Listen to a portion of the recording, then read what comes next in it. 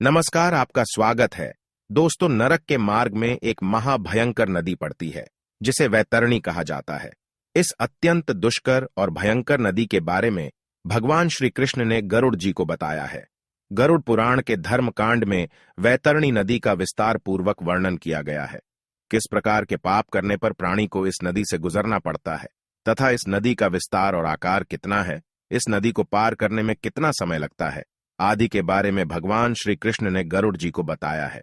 इसके साथ ही गरुड़ पुराण में अन्य एक नदी का वर्णन मिलता है जिसे पुष्पभद्रा कहा जाता है।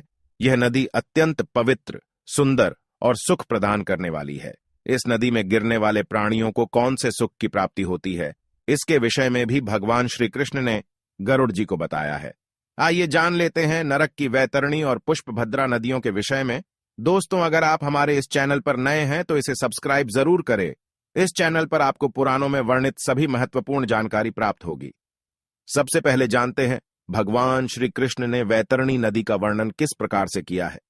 एक बार गरुड़ जी भगवान श्री कृष्ण से कहते हैं, हे महाप्रभो, अब आप परम कृपा करके वैतरणी नदी के प्रमाण का वर्णन करें तथा इस नदी को पार करने के लिए प्राणी को कौन से उपाय करने चाहिए।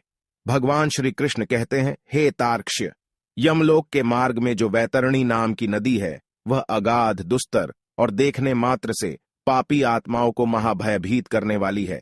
इस नदी में पीप और रक्त रूपी जल बहता रहता है। मांस के कीचड़ से व्याप्त ये नदी दुर्गंध से भरी हुई है। इसे पार करना बहुत कठिन है। जो प्राणी मृत्यु के बाद इस नदी के तट पर जाता है, उन पापियों को देखकर नदी भयंकर रूप धारण करती है। उसके विकराल और भयंकर रूप को देखकर प्राणी भय से कांपने लगता है और यम के दूत उसे धक्के देकर नदी के अंदर गिरा देते हैं। वैतरणी नदी के पात्र में नदी का जल तुरंत खौलने लगता है। उसका जल कीटाणुओं से तथा वज्र के समान सूंड वाले जानवरों से भरा हुआ रहता है। सूंस, घड़ियाल, वज्रदंत तथा अनेक हिंसक एवं मांस भक्षक जलचरों से वह महानदी भरी हुई है। पृथ्वी पर प्रलय के अंत में जैसे 12 सूर्य आकाश में दिखाई पड़ते हैं, ठीक वैसे ही नरक में 12 सूर्य आकाश से उस नदी को तपाते रहते हैं।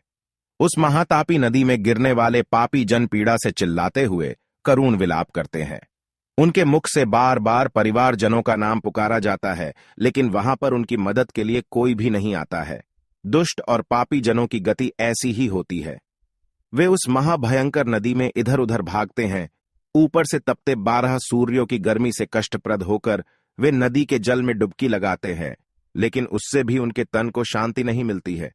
इस पीड़ा को सहकर वे अपनी आत्मग्लानि से व्यथित होते हैं।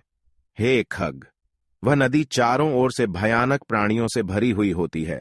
नदी में गिरे हुए पापी उन प्राणियों से भयभीत होकर इधर उधर भागने लगते हैं। लेकिन कुछ आत्माएं ऐसी भी होती हैं जिनके लिए वैतरणी नदी सुख प्रदान करने वाली होती है। उस नदी में गिरने पर उन्हें तृप्ति मिलती है। उस नदी में सुंदर सुंदर सोने से बनी नौकाएं होती हैं। उन नौकाओं में सवार मल्लाह उन आत्माओं से पूछते हैं, यदि तुमने पृथ्वी लोक पर गाय का दान किया है तो तुम इस नौका पर सवार हो जाओ और सुखपूर्वक वैतरणी नदी को पार करो। और यदि किसी पापी ने गाय का दान नहीं किया होता है, उन्हें यम के दूत धक्के मारकर नदी में गिरा देते हैं। नदी में स्थित नुकीली चोंच वाले कौआ, बगुला, उलूक नामक पक्षी उस पर प्रहार करते हैं। जो मूढ़ बुद्धि मनुष्य ईश्वर की, गुरु की, माता पिता की तथा पितरों की निंदा करता है, उनका अपमान करता है, मृत्यु के बाद उन पापियों को वैतरणी नदी में ही गिराया जाता है। जो मूढ़ बुद्धि पुरुष अपनी पतिव्रता, सुशीला और धर्मपारायण पत्नी का परित्याग करता है, उन सभी को वैतरणी नदी के तट पर लाकर धक्के मारकर अंदर गिराया जाता है। जो व्यक्ति उसकी शरण में आए हुए मित्र, साधु, सन्यासी, स्त्री, बालक तथा वृद्धों का वध करता है, उस पापी को भी वैतरणी नदी में ही गिराया जाता है। नदी के बीच में जाकर वे करुण विलाप करते हुए अत्यंत कष्ट भोगते हैं। जो पापी शांत और कमजोर लोगों को अकारण ही दुख देता है, उनके ऊपर अत्याचार करता है, वह भी इस नदी में गिरता है और कृमि उसका भक्षण करते हैं। जो पूज्य जनों तथा गुरुजनों को वचन देकर उसका पालन नहीं करता और मैंने ऐसा वचन नहीं दिया कहकर अपमान करता है, उसका वास भी वैतरणी नदी में होता है। दूसरों की आजीविका को नष्ट करने वाला, आग लगाने वाला, दूसरों को विष देने वाला, झूठी गवाही देने वाला, शराबी, यज्ञ में विघ्न डालने वाला, गुरु पत्नी के साथ गमन करने वाला, हरि कथाओं पर हंसकर विघ्न निर्माण करने वाला भी इस महान नदी में गिराया जाता है।